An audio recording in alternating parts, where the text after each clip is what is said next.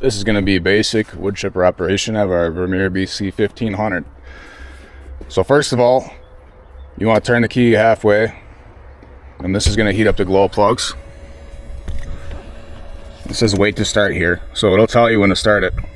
This one takes a while. Alright, now it's ready to go. So just turn the key on. You can see a fuel level here. And you're deaf. Now this is the clutch to engage the drum. There's chipper knives. There's chipper knives in here that the drum spins, and you want to engage the drum so that it starts spinning.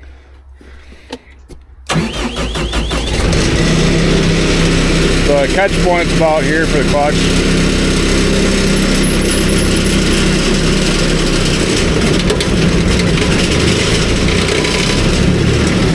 How it's spinning.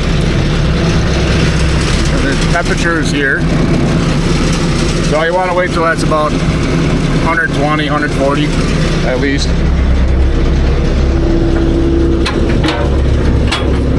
Just open to shoot.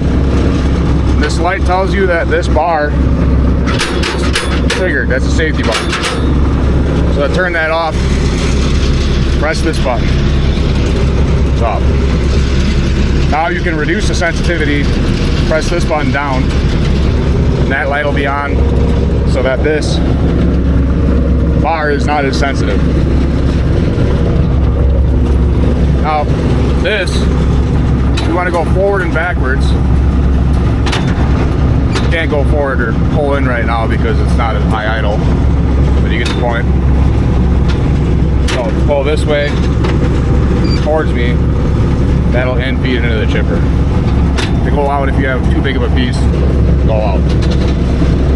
So if I put a branch in there now, assuming it's high idle, it'll go in there and it'll essentially take what it can eat. It's called auto feed.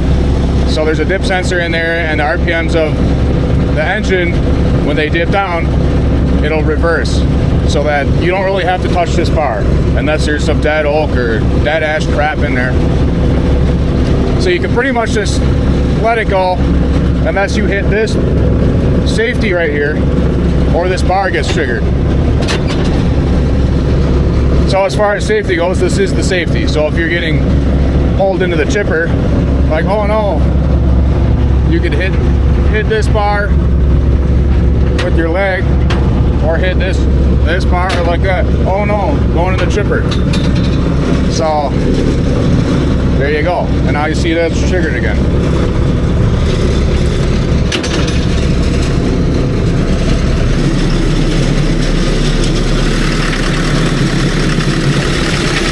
Here's where the diesel fuel goes. If you want to blow out the radiator, you can blow it out from right here. That's the radiator.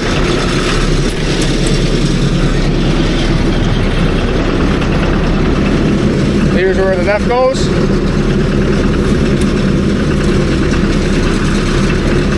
And now that's how you grease the drum right here. Now it takes a lot of grease. There's one on the other side as well. So generally you start with about 55 shots.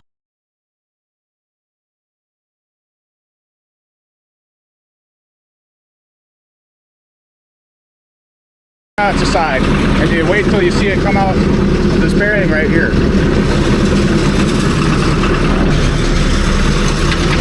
Right here. So now to just turn it on, press this button up.